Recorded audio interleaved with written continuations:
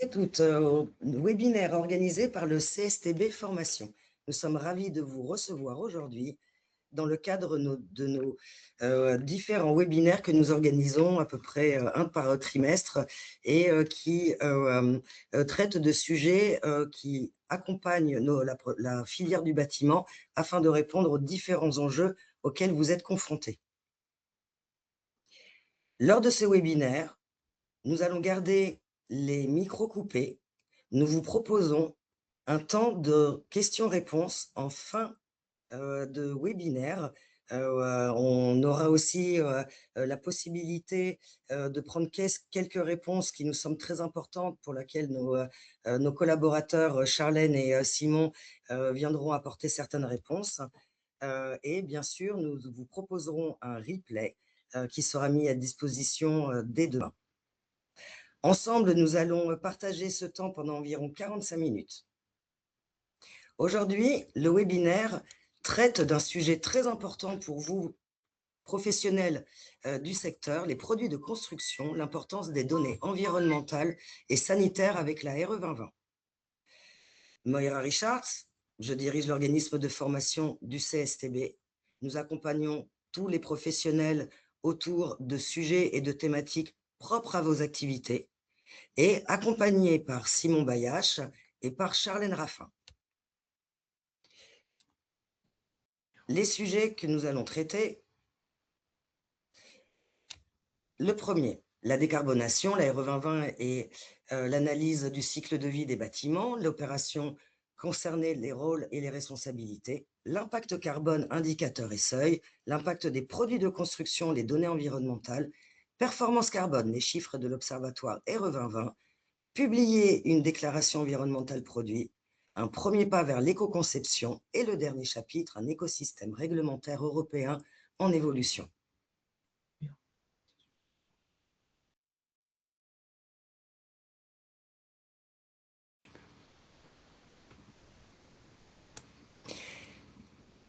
Avant de démarrer le cœur du sujet, prenons quelques instants pour se présenter.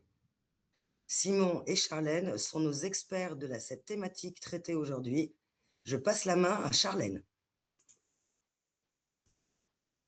Bonjour à toutes et à tous, merci pour votre présence aujourd'hui. Donc Charlène Raffin, moi je suis directrice de projet à la direction des opérations au CSTB, donc sur des activités transverses, donc à la fois en évaluation, en certification, en essai, en recherche, en expertise, et notamment donc j'ai une casquette environnement et donc j'accompagne l'ensemble des acteurs sur les enjeux environnementaux. Simon, je t'en prie. Merci, bonjour à toutes et tous. Simon Bayache, moi je suis ingénieur recherche et expertise au sein de la direction énergie-environnement. Le cœur de mon métier, c'est l'analyse du cycle de vie à l'échelle des produits de construction, des équipements. Je réalise également des études à l'échelle des bâtiments dans différents contextes.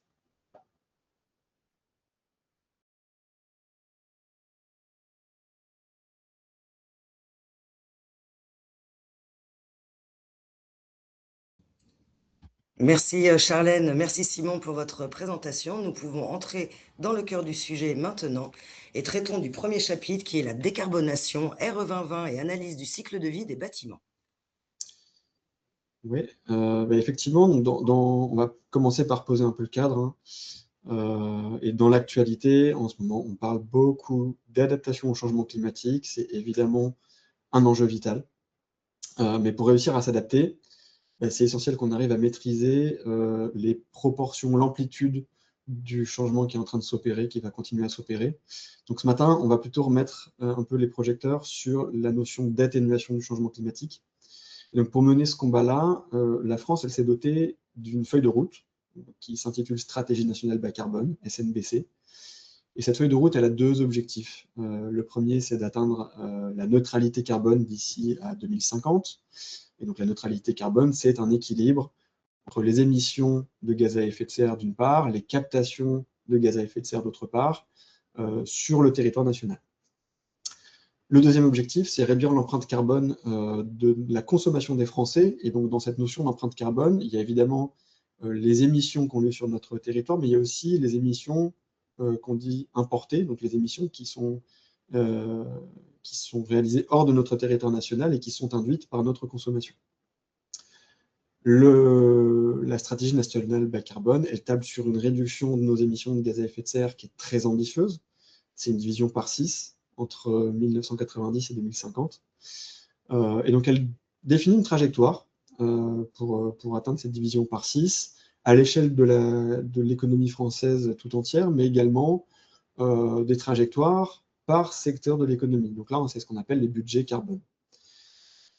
En parallèle de cette réduction des émissions, la stratégie nationale bas carbone, elle mise sur une augmentation des puits de carbone. Donc les puits de carbone, ça va être la captation du CO2 atmosphérique dans les espaces naturels tels que les forêts, les prairies, les zones humides. Et puis ça peut être également de la séquestration technologique. Et donc, on mise d'une part sur une réduction des émissions, d'autre part sur une augmentation des puits de carbone, dans l'objectif d'avoir un équilibre parfait entre ces deux flux-là. Alors, qu'est-ce que vient faire le secteur du bâtiment dans cette histoire? Le secteur du bâtiment, il est responsable d'à peu près un quart de notre empreinte carbone. Donc, c'est un secteur qui est vraiment prioritaire pour décarboner l'économie. La bonne nouvelle, c'est qu'on sait où il faut agir. D'abord, réduire les émissions qui sont dues à l'exploitation des bâtiments. Et là, on s'intéresse aux émissions qui sont dues à nos consommations d'énergie, en particulier les énergies fossiles. On s'intéresse aussi aux flux de frigorigènes, donc les fameux gaz réfrigérants qui font beaucoup parler d'eux en ce moment dans les débats sur la climatisation. Mais on va aussi s'intéresser aux autres émissions et qui sont liées notamment à la construction, à la rénovation. On va intégrer l'impact des produits de construction qu'on met en œuvre, les équipements qu'on met en œuvre également. Donc ça, c'est ce qu'on pourrait appeler le carbone incorporé.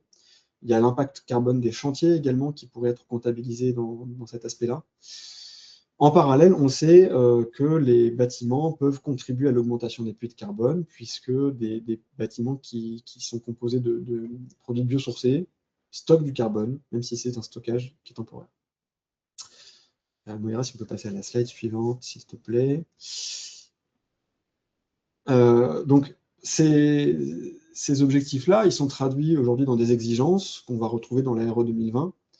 Alors, dans l'RE 2020, réglementation environnementale pour les bâtiments neufs, on va conserver des exigences qui se focalisent sur l'exploitation des bâtiments. On va toujours chercher à limiter un peu plus les besoins bioclimatiques, limiter les consommations d'énergie, en particulier les consommations d'énergie qui sont non renouvelables. On va également chercher à protéger les occupants contre la chaleur, même en l'absence de climatisation. Donc là, c'est aussi quelque chose qui s'intéresse à l'exploitation. Et là, du coup, il y a un lien avec le sujet de l'adaptation au changement climatique. Mais on va aussi intégrer maintenant un raisonnement qui intègre le cycle de vie complet des bâtiments. Et on va avoir des indicateurs, des nouveaux indicateurs par rapport aux réglementations précédentes, les réglementations thermiques. On a un indicateur d'impact carbone induit par les produits de construction et les équipements du bâtiment et le chantier de construction. On va venir le détailler un peu par la suite. On a un indicateur d'impact des consommations d'énergie en exploitation. Et donc, pour calculer ces deux indicateurs d'impact carbone, on doit maintenant réaliser une analyse du cycle de vie, une ACV, du bâtiment, du futur bâtiment.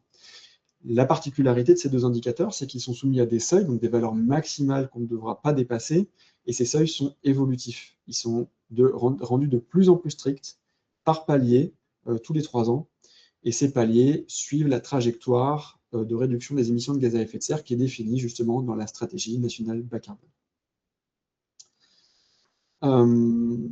Donc, effectivement, cette nouvelle réglementation, en fait, elle est déjà applicable depuis 4 ans pour un certain nombre de bâtiments, que sont les maisons individuelles ou accolées, les logements collectifs, les bâtiments d'enseignement primaire ou secondaire, les bâtiments de bureaux. Et on va essayer de partager quelques retours d'expérience avec vous aujourd'hui, mais globalement, ce qu'on observe, c'est une appropriation qui est un peu inhomogène des enjeux par les différents acteurs de ces secteurs-là. Et la difficulté, c'est que les arbitrages qui sont réalisés tardivement dans les projets de construction sont les arbitrages qui sont les plus coûteux. L'actualité, elle nous dit aussi que depuis le 1er mai 2026, on a plein d'autres usages de bâtiments qui sont concernés par la RE 2020, donc les crèches, les médiathèques, les restaurants, les hôtels, les bâtiments commerciaux, les bâtiments d'enseignement supérieur, les gymnases, les bâtiments industriels, les établissements de santé, les aérogares.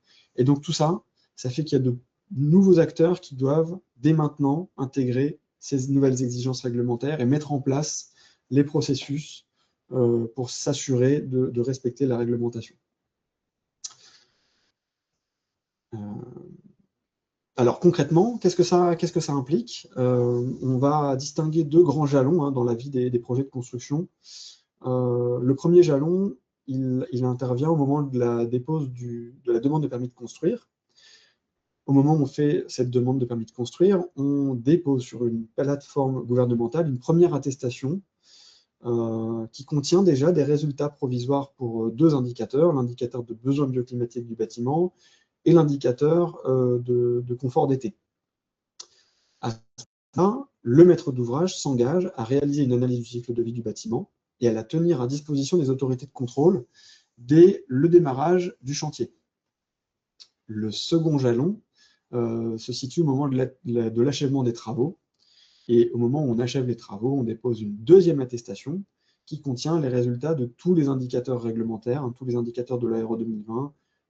Donc on met à jour les calculs de besoins bioclimatiques et les calculs de confort d'été si nécessaire. Et on vient ajouter les résultats des calculs réglementaires pour les consommations d'énergie primaire totales, les consommations d'énergie primaire non renouvelables et ces fameux indicateurs d'impact carbone. Le premier indicateur qui concerne l'impact des produits de construction, des équipements et du chantier de construction, et le deuxième indicateur qui couvre l'impact des consommations d'énergie.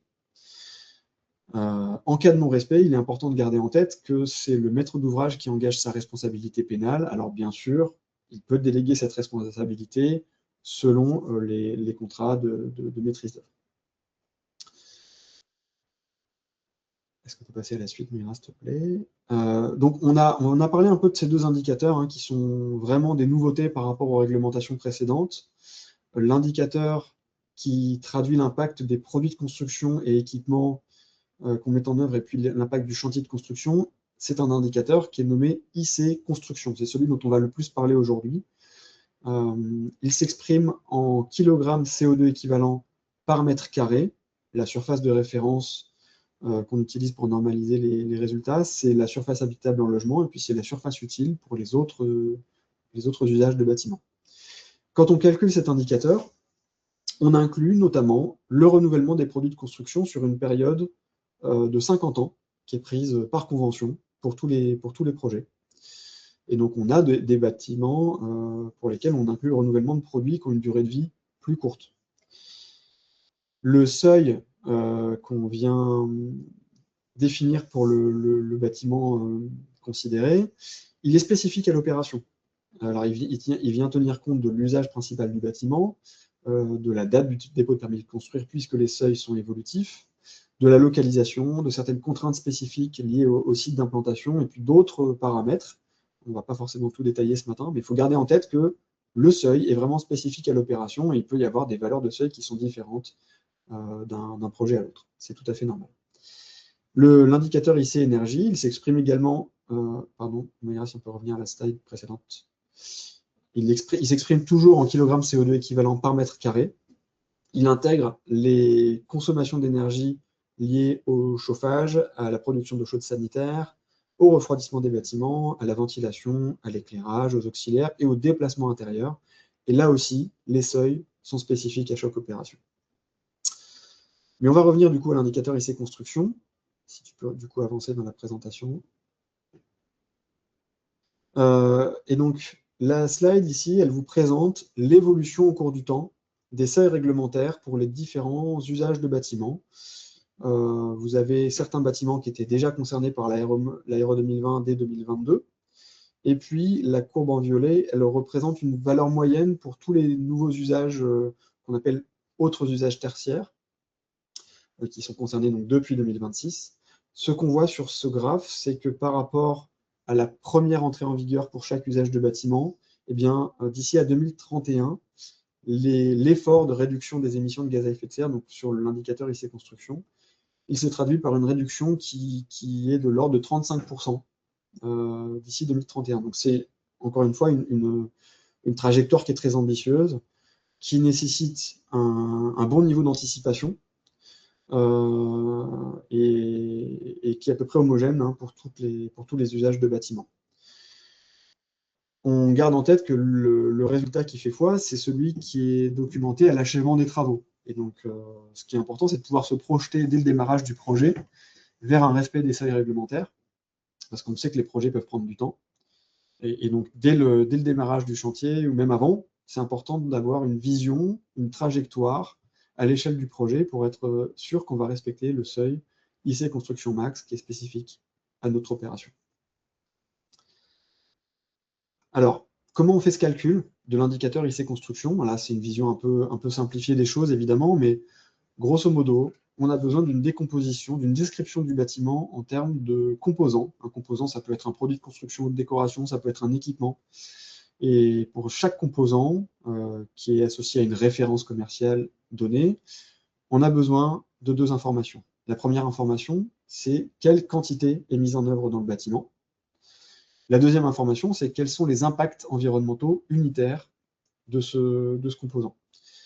Alors les impacts unitaires, je vais y venir par la suite, hein, mais une fois qu'on connaît les impacts et qu'on connaît les quantités, on les multiplie entre eux pour un composant donné.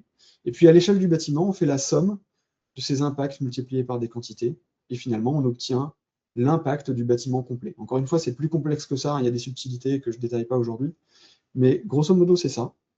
On fait cette opération dans un logiciel d'ACV RE 2020, et le logiciel d'ACV bâtiment est capable de calculer l'indicateur IC Construction, il est capable de calculer le seuil réglementaire applicable à l'opération en question, et on sait tout de suite si le bâtiment ou le futur bâtiment est conforme ou pas au seuil IC Construction max qui est défini pour cette opération. Maintenant, comment connaît-on les impacts d'un produit de construction? Aujourd'hui, les impacts, ils sont documentés dans des documents qui sont disponibles sur la base INES, hein, des déclarations environnementales, et il y a deux cas de figure. Le premier cas de figure, c'est le produit qu'on cherche à modéliser, qu'on va mettre en œuvre ou qu'on a mis en œuvre dans le bâtiment. Ce produit dispose d'une déclaration environnementale spécifique. Alors, cette déclaration environnementale, ça peut être une FDES, fiche de déclaration environnementale et sanitaire. Les FDES, elles concernent plutôt les produits de construction ou de décoration. Ça peut être également un PEP, profil environnemental produit. Et ces PEP, ils sont utilisés pour les équipements électriques, les équipements électroniques ou de génie climatique. Donc, ces FDES ou ces PEP, ils peuvent être individuels ou collectifs. Une donnée individuelle, elle donne les impacts environnementaux pour un ou plusieurs produits, mais d'un même fabricant. C'est ce qu'il existe aujourd'hui de plus précis parmi les données de la base INES. Ils peuvent être également collectifs. Donc une donnée collective, elle représente un ensemble de produits d'un ensemble de fabricants qui ont décidé de se grouper, généralement au sein d'un syndicat. Donc c'est des données qui sont un peu moins précises que les données individuelles, mais qui restent représentatives. Aujourd'hui, il n'y a pas d'obligation pour les fabricants à déclarer l'impact de leurs produits sur la base INES. Donc le deuxième cas de figure, c'est si on veut modéliser un produit qui ne dispose pas de déclaration environnementale individuelle ou collective. Dans ce cas, la RE 2020 interdit formellement l'utilisation d'une déclaration individuelle ou collective qui serait relative à un autre produit, par exemple un produit d'un concurrent. Ça, c'est strictement interdit. Ce qu'on doit faire dans ce cas-là, c'est donc utiliser une donnée environnementale par défaut. Donc ça, c'est une donnée qui est majorante en termes d'impact environnemental, qui est mise à disposition par le ministère en charge de la construction. Et donc c'est vraiment une approche qui est pénalisante. On peut aussi utiliser des lots forfaitaires pour modéliser en une seule fois un lot ou un sous-lot du bâtiment. Mais donc dans les deux cas, ces approches données par défaut ou lots forfaitaires, c'est des approches qui sont majorantes en termes d'impact.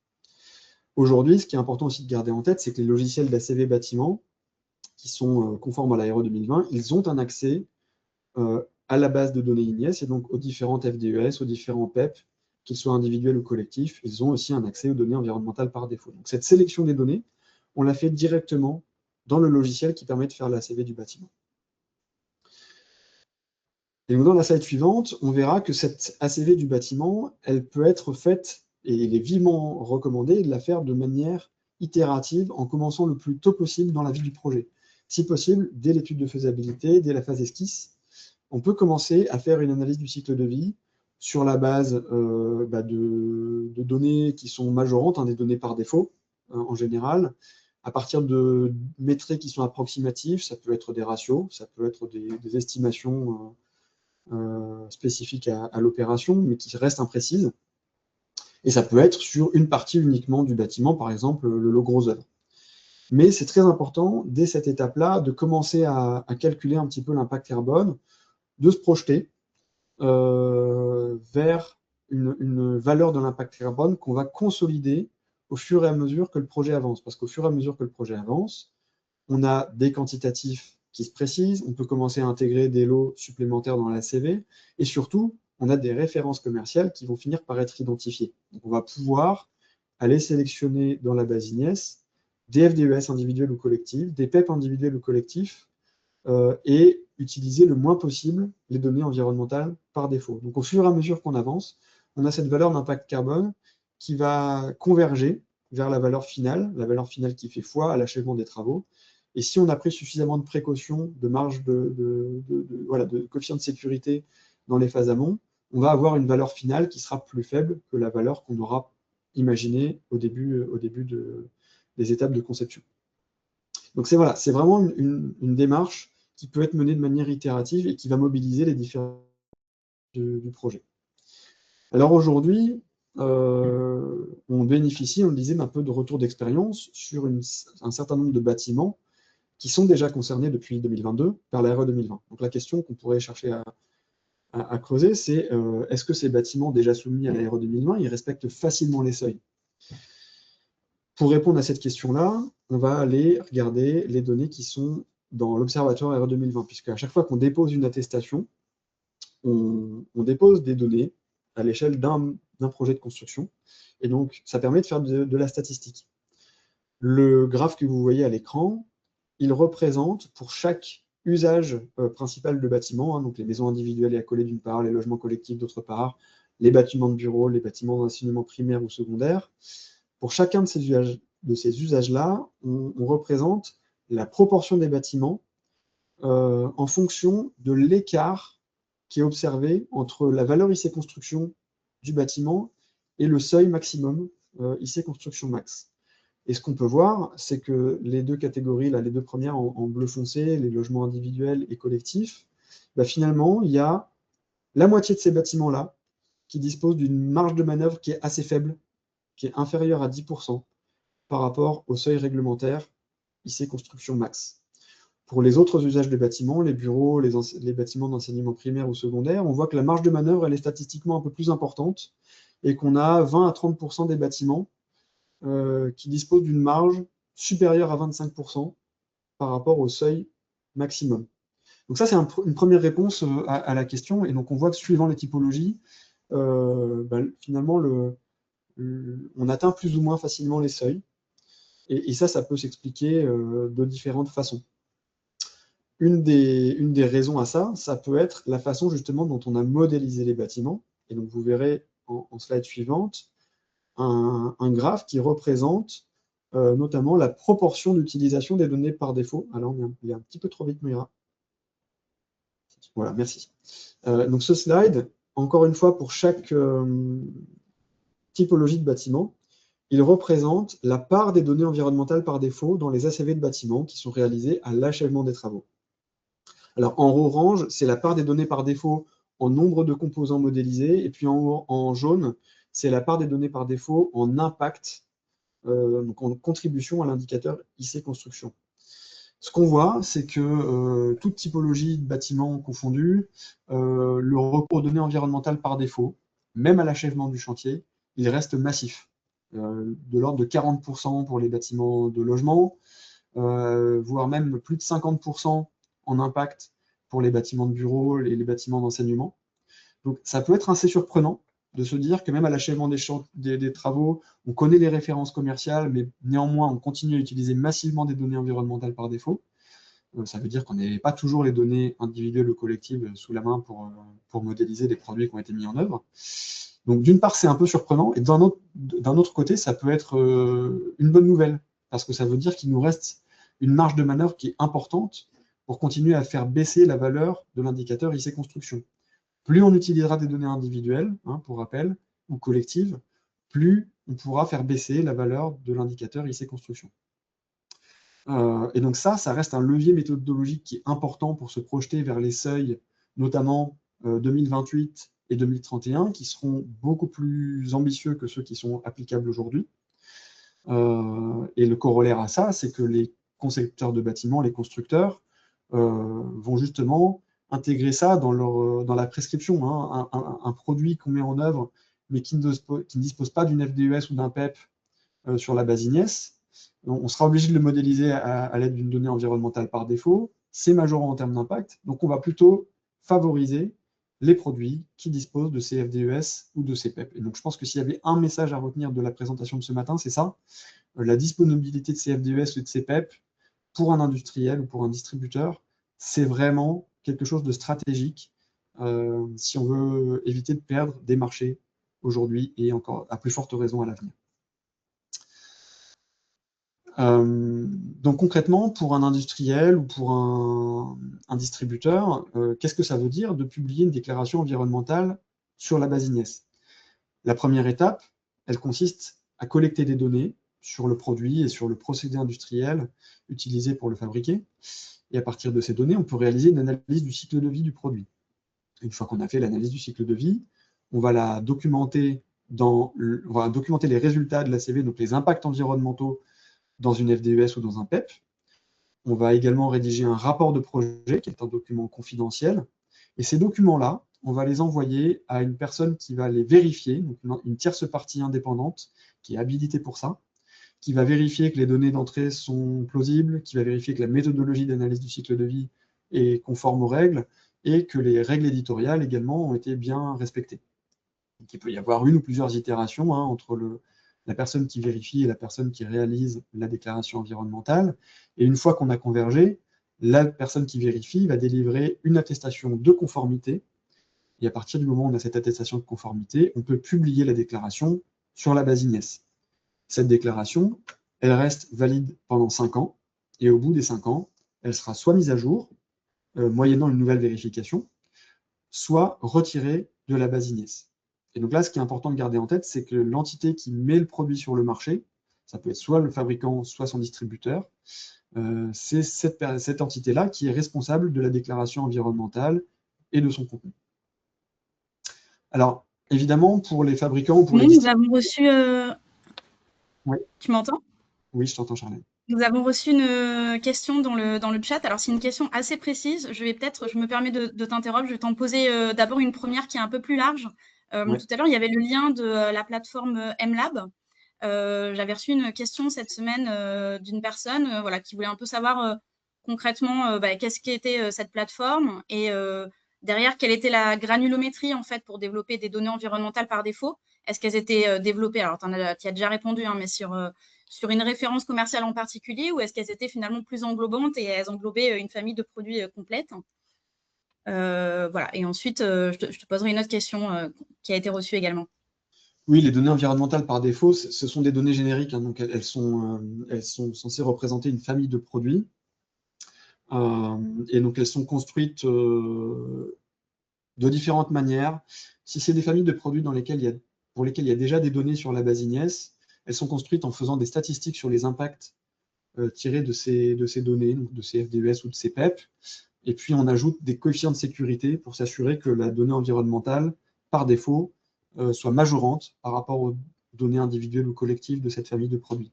Si c'est une famille de produits pour laquelle il n'existe pas à l'instant T de déclaration environnementale déjà publiée, eh bien on réalise une analyse du cycle de vie à partir d'une page blanche sur la base d'hypothèses sur la composition du produit.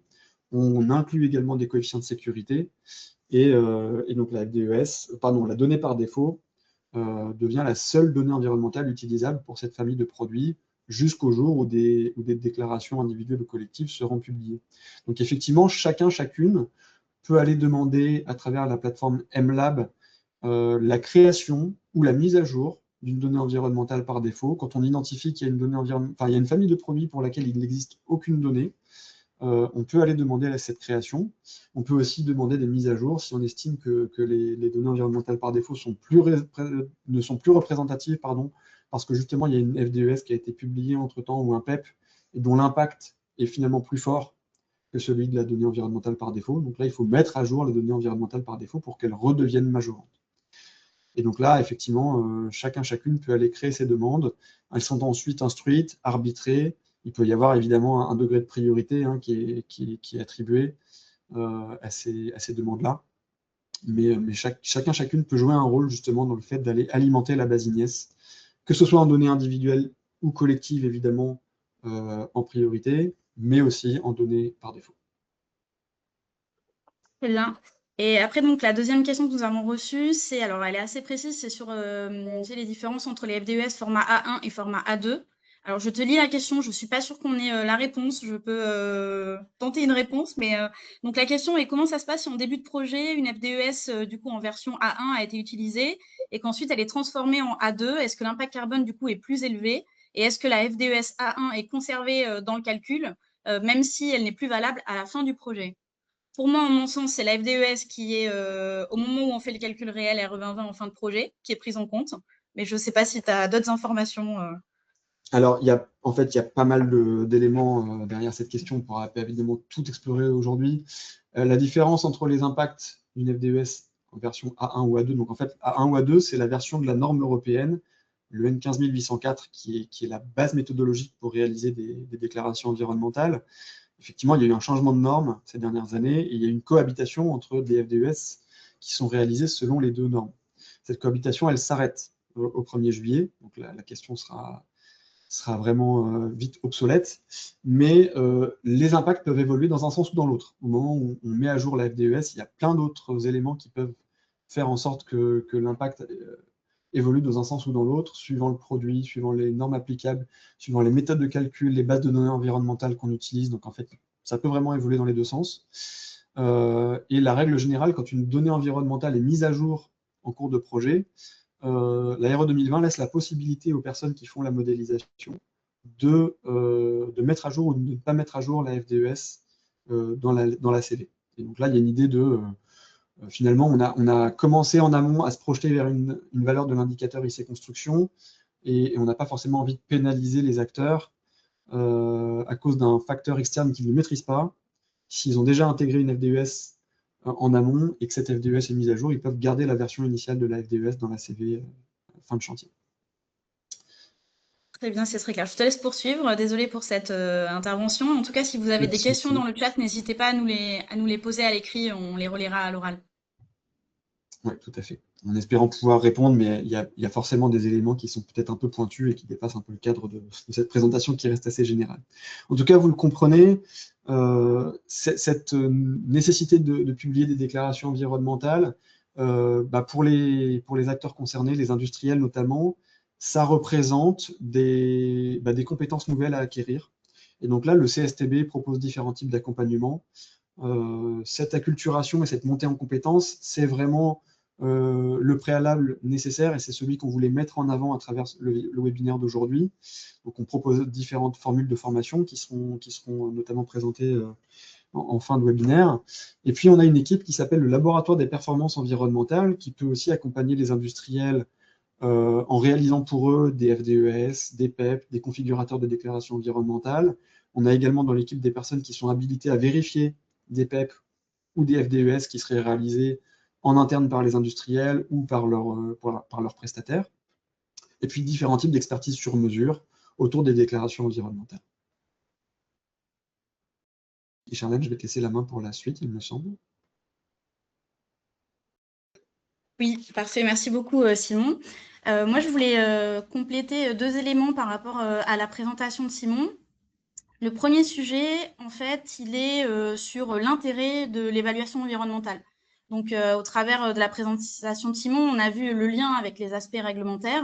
Mais il faut bien garder en tête que l'évaluation environnementale, en fait, elle permet en phase conception, c'est un outil en fait pour le concepteur qui permet de suivre l'impact environnemental de ce qu'il est en train de concevoir. Donc, ça peut fonctionner aussi bien à l'échelle ouvrage qu'à l'échelle produit. Par exemple, en maître d'œuvre, pendant toutes les phases amont d'APS, d'APD, de pro, lors de ses échanges avec le maître d'ouvrage, en fait, il va proposer dans l'arbitrage entre les différentes phases, un arbitrage, donc il y a souvent le côté financier qui revient dans le choix du maître d'ouvrage, mais aujourd'hui, plus uniquement. Le maître d'ouvrage, il va également regarder l'impact environnemental et donc l'évaluation environnementale, l'ACV, va permettre au maître d'ouvrage de prendre des décisions. Alors bien sûr, il y aura l'objectif RE 2020 à la fin, mais pas que. Il y a pas mal de maîtres d'ouvrage qui vont effectivement regarder l'impact carbone, mais qui ont des vraies volontés internes dans leur entité de réduire l'impact environnemental de leur construction, de leur bâtiment. Et donc, il n'y a pas uniquement l'indicateur carbone qui va être regardé dans l'arbitrage par le maître d'ouvrage. Et c'est la même chose à l'échelle produit. Il y a notamment des fabricants, des metteurs sur le marché, qui, au moment où ils vont proposer un nouveau produit, un nouveau procédé, donc rentrer dans une démarche d'innovation, ils vont pouvoir, en fait, lorsqu'ils veulent vraiment rentrer dans une démarche d'éco-conception, prendre une photo, après peut-être un premier prototype, un premier développement, prendre une photo finalement de l'impact environnemental de ce premier prototype. Donc, on va avoir l'impact initial des impacts. Donc, par exemple, selon différents indicateurs et sur l'ensemble du cycle de vie, donc par exemple sur la contribution à l'effet de serre, à la consommation d'énergie, différents indicateurs et sur l'ensemble du cycle de vie. J'ai coupé mon micro, désolé.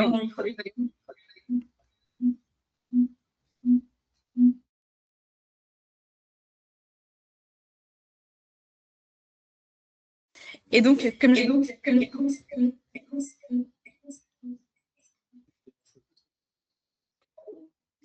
Et donc, également sur, par exemple, l'indicateur de ressources. Et donc, à partir, en fait, de cette photo initiale, il va pouvoir donc identifier les contributions principales et puis proposer des pistes d'éco-conception. Donc, donc améliorer finalement la conception du produit à performance équivalente ou supérieure. Donc, ça peut être soit parce qu'il veut en parallèle, du coup, il est toujours en phase de R&D et il souhaite améliorer. Donc, soit il souhaite baisser l'impact environnemental à performance équivalente, soit il souhaite faire de nouvelles améliorations sur le produit procédé, mais suivre en parallèle quand même les incidences qu'il peut y avoir sur l'empreinte environnementale du produit. Ces arbitrages, il faut bien garder en tête que dans phase éco-conception, c'est toujours multicritère. Ça dépend de ce qu'il veut mettre en avant. Par exemple, dans une démarche éco-conception, si il y a un souhait, je ne sais pas, de proposer un produit procédé qui soit plus facilement démontable, ou donc plus facilement réemployable, recyclable ou qui intègre de la matière recyclée. Voilà. L'idée, c'est quand même de regarder en parallèle l'impact sur l'évaluation environnementale du produit procédé. Moi, je t'en prie, tu peux passer, changer de slide. Et le deuxième sujet que je voulais vous évoquer, c'est plutôt sur le contexte européen en parallèle, qui est en évolution, donc l'écosystème réglementaire. Et notamment sur les enjeux environnementaux, les données environnementales, elles deviennent vraiment un enjeu stratégique. Donc, je vous ai trouvé deux exemples, mais il y en a d'autres. Par exemple, pour vous citer la révision du RPC, donc le règlement produit de construction, que vous devez être un certain nombre à avoir en tête. Donc aujourd'hui, en fait, il y a une obligation au travers de ces RPC pour du coup le metteur sur le marché, le fabricant, de déclarer les impacts environnementaux de son produit procédé dans sa DOPC. Donc dans sa déclaration des performances et de conformité, donc dans le marquage CE. Voilà. Et donc pour ce, il va devoir faire appel à un organisme notifié pour lui valider cette déclaration de performance.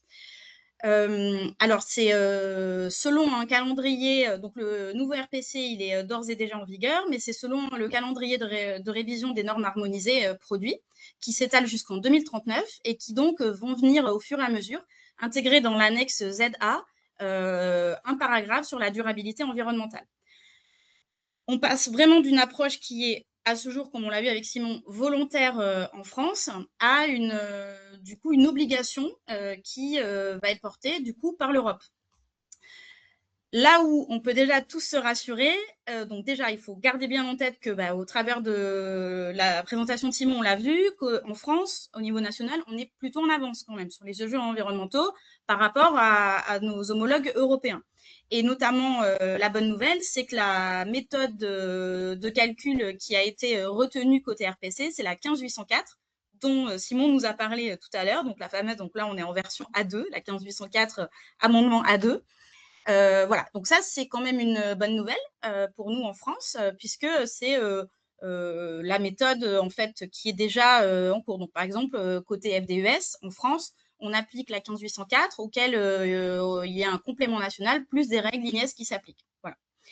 Et en parallèle, donc je voulais aussi vous citer la révision de la directive EPBD qui introduit en fait un calcul carbone à l'échelle du bâtiment, donc pour certains types de bâtiments neufs, sur l'ensemble du cycle de vie. Voilà. Donc pour l'instant, il n'y a pas de seuil exigé à respecter tels que ceux qui sont prévus par la RE 2020 que nous a présenté Simon. Mais c'est pour bien garder en tête qu'au bout d'un moment, il va quand même y avoir un sujet de coexistence de la RE 2020 et de cette directive. Et donc, il va y avoir quid de la reconnaissance des méthodes nationales, donc la RE 2020 qui peut-être nécessitera quelques adaptations. En tout cas, c'est vraiment pour que vous ayez en tête qu'il y a une dynamique européenne sur les sujets environnementaux qui est beaucoup plus large.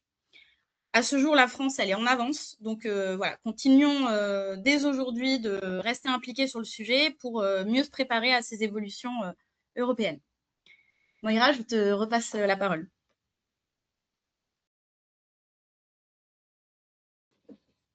Merci. Merci beaucoup, Charlène et Simon, pour ces apports plutôt techniques. On a eu quelques questions auxquelles on peut tenter d'apporter une réponse. Je passe la main à Simon. Oui, merci. Alors, bon, on ne pourra pas forcément répondre à toutes les questions, notamment celles qui sont les plus pointues. Mais par exemple, une question assez générale qui nous a été posée, c'est: disposez-vous d'une vision globale de la maturité des filières produits en matière de FDES PEP par famille ou par type d'industriel? Alors, de manière vraiment très macro, hein, ce qu'on a pu observer ces dernières années, c'est qu'il y a certaines familles ou certaines filières qui ont alimenté massivement en premier la base INES et de manière assez précise, notamment les fabricants d'isolants ont publié beaucoup de déclarations environnementales avec typiquement une FDES par épaisseur. Donc là, on a vraiment une segmentation très fine. Il y a tous les éléments structurels parce qu'on s'est assez rapidement dit que le gros œuvre pouvait contribuer fortement à l'impact des bâtiments, même si aujourd'hui on a quand même une vision un peu plus nuancée de tout ça et on se dit que l'impact d'un bâtiment c'est un tiers structure, un tiers second œuvre et un tiers le technique.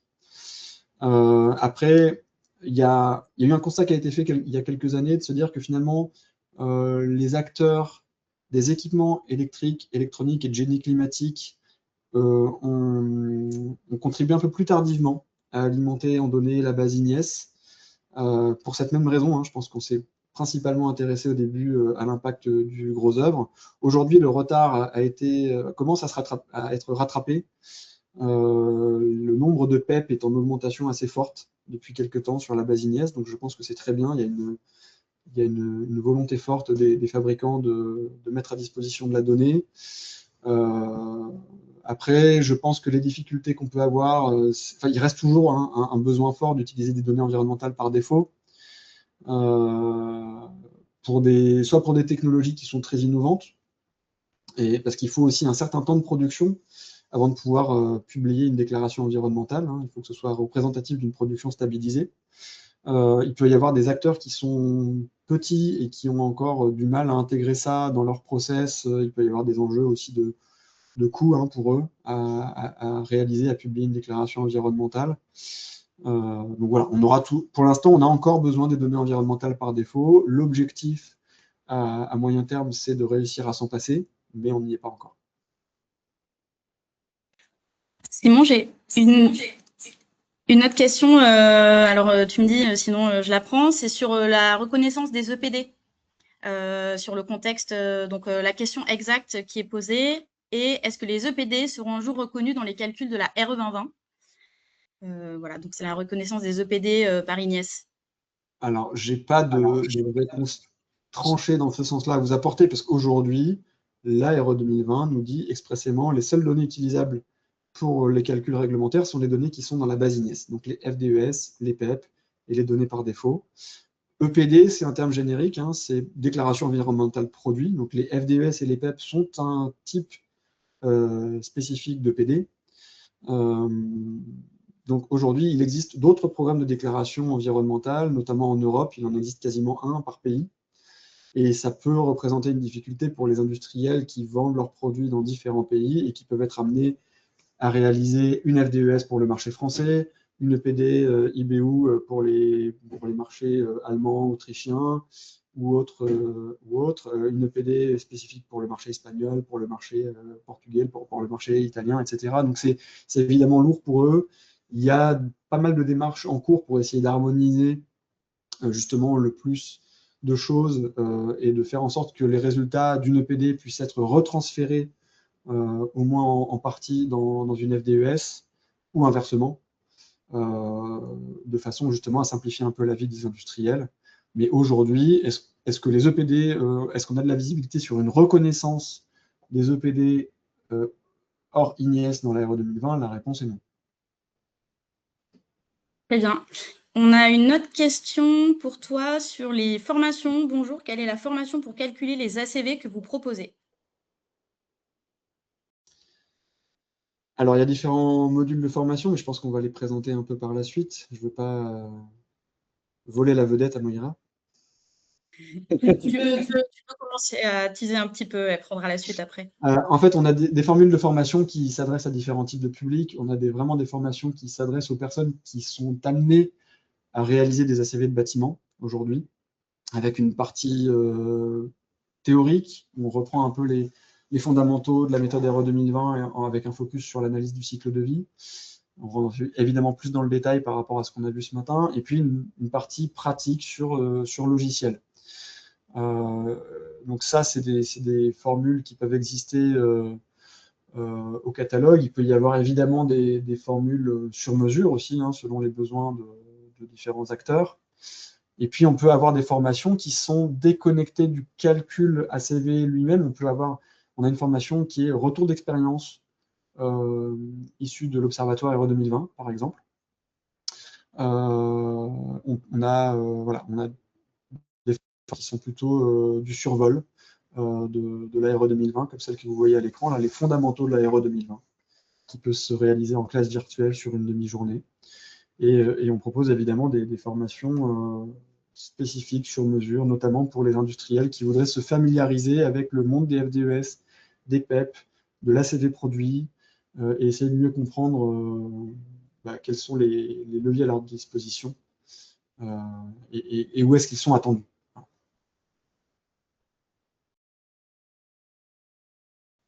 Merci beaucoup, Simon, d'avoir apporté un éclairage autour des différentes questions. Merci beaucoup, Charlène, aussi, pour avoir complété les propos. Nous n'avons pas forcément d'autres questions qui remontent dans le chat. N'hésitez pas, c'est le moment, si on peut y répondre. Pour rebondir auprès de ce que disait Simon, nous avons à disposition quelques modules de formation qui répondront à ces sujets que nous avons traités aujourd'hui. Vous retrouverez le catalogue de formation sur le site du CSTB. Vous trouverez aussi, en plus des formations proposées, du contenu qui va aborder certains sujets, qui répond en partie ou à vos questions ou à vos enjeux, à vos objectifs d'activité professionnelle. Je patiente en traînant un peu le propos pour voir s'il y a d'autres questions qui remonteraient au passage, mais je n'en vois pas d'autres. Rien à compléter de notre côté. Je crois que nous pouvons aller sur la clôture de ce webinaire. N'hésitez pas, on sait que c'est un sujet assez complexe, très technique. Si vous avez des questions, nous vous partagerons les contacts à qui vous pourrez poser et qui apporteront les réponses. Nous, on est plutôt côté CSTB Formation à l'écoute des besoins de monter en compétences et peut-être d'identifier des formations que vous n'avez pas forcément vues dans le catalogue. Je vous remercie, mais nous vous remercions collectivement pour votre participation. Vous avez été très actifs dans le chat pour rebondir au fur et à mesure des chapitres que nous avons abordés. Et nous préparons notre webinaire de septembre, dont vous verrez par le biais de différentes communications le prochain sujet. Et s'il n'y a pas d'autres commentaires dans le chat, je crois qu'avec un petit peu d'avance, nous pouvons clôturer ce webinaire et vous remercier sincèrement de votre présence. Je crois qu'il y a une dernière réaction. Pas forcément une question, mais une réaction. Ok. Merci à vous. Merci, passez une très bonne journée. Courage avec cette canicule selon où vous êtes en France. Et à très vite, prochain webinaire au mois de septembre. Merci à tous et toutes. À bientôt. Merci. Merci à vous. À bientôt.